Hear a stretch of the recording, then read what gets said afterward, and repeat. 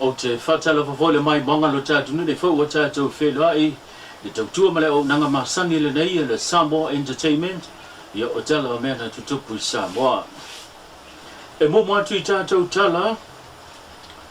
i le tele o fina ngalo o loo whea se sea i mawhadia lunga o penga ta whailangi le tūlanga le ngasangasa malo opo le mata upo le awhia anga o whenga e pei o na lua i whenga nuu le mawatu na sao no ai le sunga i le ngā matua ia whata roketi o ia o le pulanu o le awhia anga na lato whate e ina ia nisio matai o le si voi whenga nuu i le awhia anga o whenga i au fia ai ma le fionga le minister po le tofi leo le tumalo le sunga ia whata Ryan Schuster o leo watu ina mai ia se pepo whamtalanga po se tusi mai le whamstongo whanua masua wholo saini ele sunga i le officer Cindy o lea fo imitanga luenga whamstonga le sunga pali i Tamalalangi John Afele i le whaitawina le nei tusi leo lo o manino mai ai e pe o na sao no le officer Cindy o leo o manino malama ia le whamstonga i le mata upu le fio anga wa whenga ma o le nei watu ina mai ai ia le polo inga po le tusi le nei e wha leo ngā ina ai se tasi o polo inga le wha misnonga le wha pia mai e na o le tasi le whainga nu e alo ia i tutongo le fia anga whenga i le whia awa lo tu ina mai le tusi e pia o na tauli maina e tātou pokalame o tātou telefau leo lo wha pia mai ai ia le fionga le officer City o le whainga nuu leo lo iai le sunga i le ngā matua ia maulolo tā vita amosa o ia le sa tu le foe mo le tu malo pa pia ia nisi o le awhioanga e pei ona iai ia le whionga autu tā longa tiali ulia o leo wa wha manino mai o lo tu mau pia le alo ia o le whainga nuu pite iane e le ai se vaenga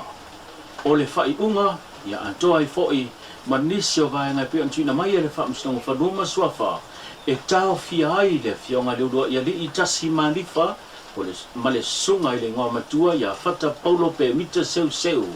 mai le tau fia leo le whatinonga o le la tau fo i whainga no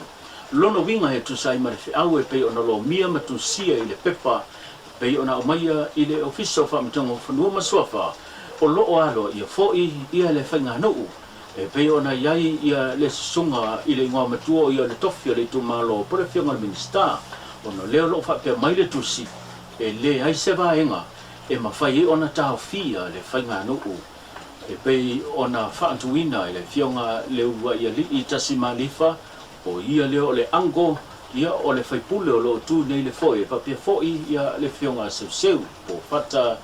pe mita paulo leo lo ta ua i lunga o le tusi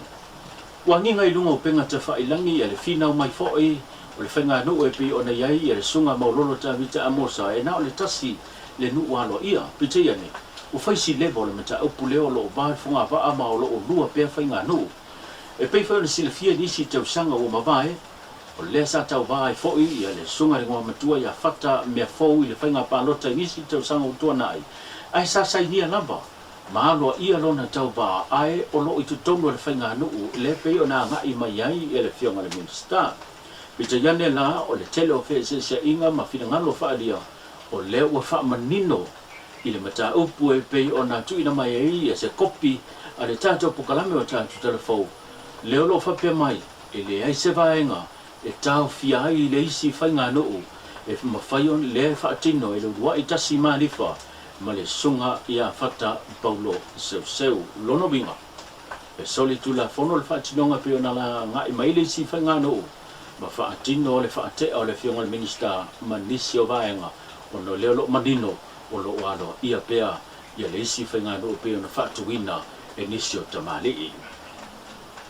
i nisi o tātou tala o le a whea ai o le vaa po le meli o le MSC o tātou lau whanua po le wafu ia pia e toa balu nisi o alo matamba whanau o le aturu sa whainga luenga i lungo le vaa o leo wa malo lo mai mo sina teimi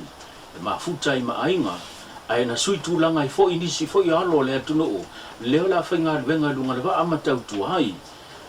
le pei ona whea ai lo tātou lau whanua po le wafu tele ia pia o se tasi o kampani o tele so na sao i le tūlanga o whanau o lo ngā lulue ia po le foi kampani o lo whainga luenga aina i o tātou walo ma whanau o lo tātou no i le mafutanga o le na maua le hawa noe whaafetai ai le tatou malo le na fai mafofonga o le palemia le fionga ia to lupe pol munuko on se mo sui palemia e fa fetia ia le company e tu sai marenga wenga o lo latou so tau awei ma latou fa ngai na lo matama fa nau asa boy lungo le fo iba e pe ona fe o tatou lo fanoa o se wi linga le nei ona nei tala. Please, ladies and gentlemen, Your Excellencies, on behalf of the government and the people of Samoa, both at home and abroad, it is an honor to extend a warm welcome and our deepest gratitude to the Mediterranean Shipping Company, MSC, for its a long enduring relationship over the years. Talofa and greetings to you all. We are gathered this morning to celebrate a truly remarkable partnership, one that has spanned over 40 years. While the demand of our respective roles means we rarely have the opportunity to meet the MOSA MSC management in person. The government of Samoa wishes to make it known that your support is never forgotten.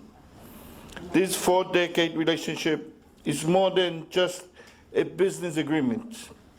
It is a lifeline for many Samoan families. And we acknowledge that this journey has not been without its trials. We are aware of the challenges posed at times by the conduct of some of our seafarers. However, the true strength of our partnership is shown not when things are easy, when they are difficult. We are deeply moved by that. Despite those hurdles, MSC has continued to support Samoa, maintaining its trust in the potential and the dedication of our maritime workforce. E whaingo fia o na whaidoai, ai whaingatao na te ama whamawai. O whaitau masani o le antunu o, le peo na mōli mawina, ina ua whamawai antu le poulenga, o le tangata tā whao mai mō mai whawho po le Samoa Tourism Authority, mai whaatasei ma le fionga le minister, le sunga, ia Whantau Ryan Schuster, i se tasio tamaitai. O ia lea sa ia tau a bea le pale le la le lei o Samoa, lua olua whaanga i le lua olua lima, e whapea foi le pale o le Pasifika, le tamaitai i a le lani Jeremy Allen. E le whaingo fia le whailo inga, ma le sao ninga na whaamawai atuai, ia le pūlenga o tangata tā whao mai mō mai whafo ma le whainga ruenga antoa, i le tamaitai wai longa fo i lona sao, ma lona tiute a o tō fia o ia, e a vea matau sala o Samoa, lua olua wha anga i le lua olua lima. O le fionga le minister, Whantau Ryan Schuster, na whai masui o le malo, e whawheteia i a le tiute ma le sao, a o se au nanga foi, a le tamaitai o leilani, a o tū le foi, tū i matangi olo, mo le tau a vea, o le la le lei o Samoa. Na whaungiaina ana tau mawhainga le foi e pei o na whiri ai o ia, a vea matau sala o le Pasifika, le na awai atu talwai nei tu tono fiti, le sa whaatino ai le tam sangor sa ilingo se la le lei o le Pasifika, le na ia whaapale ina ai, le tamaitai mai fiti, le ua vea nei matau sala o le Pasifika. E tele niso whaatita inga, ma niso vaenga, na anta ba ai lona tūlai mai, whai fo i lea ma le sona mao ngā i tu pulanga lalo baoa tio tātu nuu, ai mai sa le whaalahu i loa ina atu leo Samoa, i anga tū manga i whanua, i atu no i whafo. Ua ta ua e se pepo whamtalanga mai le matanga ruenga, le fau ai le tu ua lo tātu nuu, e toi malanga atu i New Zealand, e peo nau mawai tūlanga o onga mga ruenga a o le i whiriwhiria, e a bea matau sala o Samoa i tau sanga ua mawai. Inisio tātou tala, ua mori mawina i lunga upenga ta whailangi le tele, o malo whaalua o whaurulunga o whaala tonga wa whea lo tātou no, e mesa foi, o teitai o e kale sia. O lena maua le hawa noe whesiringi ai, ia le teitai o le atunu o ia foi le ni pāre mia le sunga la aule le mai tole o tea, po la taibao fosisingin. Le atonu se mafua anga wa tele na ngai mai ai, ia malo mai whafo, whaurulunga foi e pe ona ia sauno ai le malanga mai le pāre mia, o le malo New Zealand, ma le malo o Ausitaria, le fofo e tali malo ai lo tātou no, Ita ina ia sa noa o le tulanga ma tongo fio le o lo lofi mai ma sangi fia mai bo ma pa anga le tanto malo e tu ina mai fe so soni a wale manuia o tangata lo tele o lo tato no mo le tasi le vaenga na fola le vaenga fa fai pe fai ai pale me le fenga palota la tu te sa ili hava noa e maua mai ai fa mnianga mo Samoa o se wili dinga nei o nei tala Ia te au i o te moli mau atu i le lofa o le atua. I le ngai mai o le to tele o whala tonga. Ia ma tātou paanga development partners. Ia tulau nai moli mau o tau. I le lolofi. Upu le tau no whapea. Uma leil vai aso le nte nei mal vai aso le nei o utari mano. I ampasa fau, konsula fau. Whala tonga fau. O ai le kalesia le whaarurunga le kalesia katoliko le niuso le zau lena te vai pasifika ato sa ma whiloa i le whaarua le no whiloa i tangata whapeta i te i le kalesia katoliko le pasifika sa ma whiloa i mo lua fisulima o whonga whitalai ina whatoa ma vai le maliu o le tātou langa le whaatulanga na mai a katina li pio i alpati matailinga mantua o tau le sa whirifiri le katina le ia katina li pio ino ua sau pope paulo leo no nei. Ia ona maliuro leo katina li. E whaavanga i level sesu engo sesti katina li. La whaatara noa i la. Pe tu mau ia tātou katina li. Pe sesi atu nu ul Pasifik. E na sau ailo le tamalo e whaila na survey i nei. E tō tōrua tangata na sau interview. Na ole whaila utusi e lotu e kālesia katolika atua. E matu i la epa. Ia mau. Na whaila na survey fo i eilo. Ia sau fai unga, wale ia tātou le katinari, awa se i tonga ia le bishop le maafi, le katinari ia i teimin nei tonga. Ia ma le tele, le WHO, o UNIFES, ia ma isi whala popotonga o mal tātou malo, o le ana nga i mai e wheilo i mai. O le anganga whaavitai, ia le mea lava le Samoa, o le a leisi mea tau te mana oi.